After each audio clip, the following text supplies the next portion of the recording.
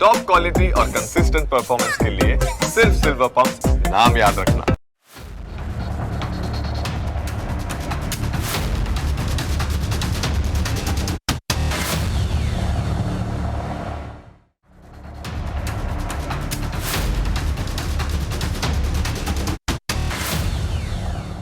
અમેરિકાથી આવી રહેલા સમાચારોએ અત્યારે ઇઝરાયલના નેતાઓના શ્વાસ અદ્ધર કરી દીધા છે.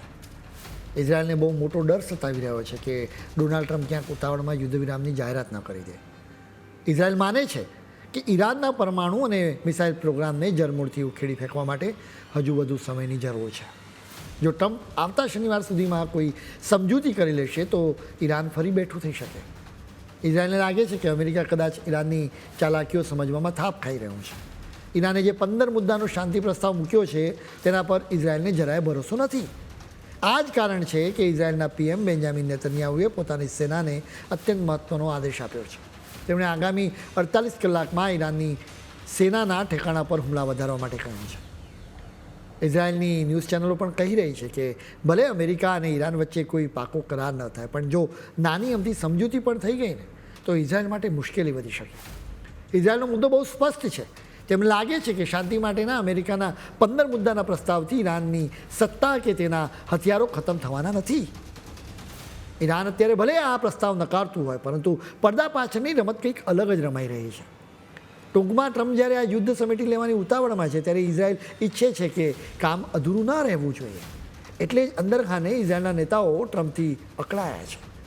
ઇઝરાયલ આ યુદ્ધને માત્ર એક સરહદી લડાઈ તરીકે નથી જોઈ રહ્યું. તેમના માટે ઈરાનના આતંકવાદી નેટવર્કને ખતમ કરવા માટેની આ એક સોનેરી તક છે, જેને દુનિયા એક્સિસ ઓફ રેઝિસ્ટન્સ તરીકે ઓળખે છે.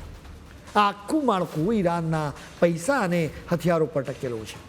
ઈરાને વર્ષોથી હુથી, હમાસ અને હેઝબુલ્લા જેવા આતંકવાદી સંગઠનોને પંપાડીને મોટા કર્યા.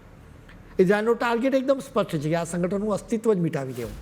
જો અમેરિકાના કહેવાથી અત્યારે યુદ્ધ વિરામ થઈ જાય તો ઇઝરાયલનો આ મુખ્ય હેતુ અધૂરો રહી શકે. ઇઝરાયલના પીએમ નેતન્યાહુ માને છે કે જો અત્યારે પીછેહટ કરી તો આ સંગઠનો ફરી માથું ઊંચકશે અને ઇઝરાયલ માટે કાયમી માથાનો દુખાવો બની શકે. ઇઝરાયલનો અત્યારનો મૂળ જોતાં લાગે છે કે એ કોઈપણ પ્રકારના યુદ્ધ વિરામને ફગાવી દેશે. નેતન્યાહુના તાજેતરના આદેશો જ આ સંકેત આપી રહ્યા છે. તેમનો એક જ લક્ષ્ય છે કે ગમે તે થાય ઈરાનના પરમાણુ અને મિસાઇલ્સ પ્રોગ્રામને તોડી પાડવા, સાથે જ અત્યારની ઈરાનની શાસન વ્યવસ્થાને પણ સમૂળગી બદલી નાખવી. તમે પાછલો ઇતિહાસ જુઓ તો પણ ખ્યાલ તમને આવી જશે કે ઇઝરાયલ કોઈની વાત માનતું નથી. અમેરિકાએ જ્યારે પણ મધ્યસ્થી કરીને શાંતિ કરાવવાની કોશિશ કરી ત્યારે ઇઝરાયલે પોતાનો રસ્તો અલગ જ રાખ્યો. ગયા વર્ષે ગાઝામાં અને એના પછી ઈરાન સાથે થયેલા યુદ્ધ વખતે પણ આવું જ કંઈક બન્યું. શાંતિની જાહેરાત થઈ છતાં ઇઝરાયલના હુમલા ચાલુ જ રહ્યા. આરબ દેશોના મીડિયા મુજબ ઓક્ટોબર 2025થી 18મી માર્ચ 2026 વચ્ચે ઇઝરાયલે 2000થી વધુ વખત યુદ્ધ વિરામનો ભંગ કર્યો છે. હવાઈ હુમલા, તોપમારોને સીધું ફાયરિંગ સતત ચાલુ રહ્યું. ઈરાન સાથેના આ યુદ્ધની શરૂઆતમાં અમેરિકા અને ઇઝરાયલની સંયુક્ત તાકાતનો પરચો મળ્યો. બંને દેશો ઈરાનના લશ્કરી અને ઉર્જા મથકો પર એકસાથે ત્રાટક્યા. જોકે પડદા પાછળની વાસ્તવિકતા કંઈક અલગ છે. અમેરિકા અને ઇઝરાયલ હંમેશા એક જ રસ્તા પર ચાલતા હોય એવું નથી. માર્ચની શરૂઆતમાં એક એવી ઘટના બની જેણે અમેરિકાને પણ અંધારામાં રાખ્યો હતો.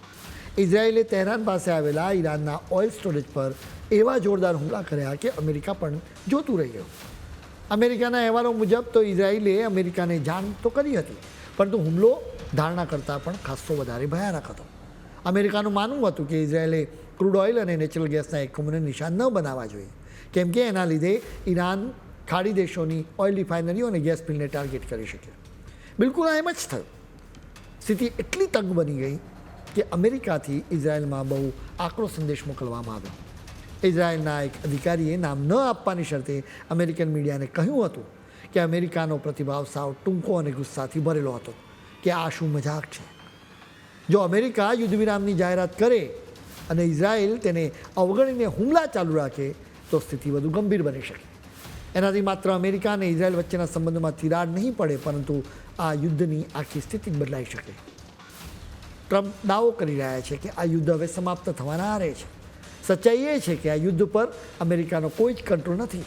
ટ્રમ્પ ભલે કહેતા હોય કે ઈરાન શાંતિ ઈચ્છી રહ્યું છે, પરંતુ નિષ્ણાતોનું ગણિત કંઈક અલગ જ છે. અત્યારે ઈરાનનું પલડું ભારે હોય એમ દેખાય.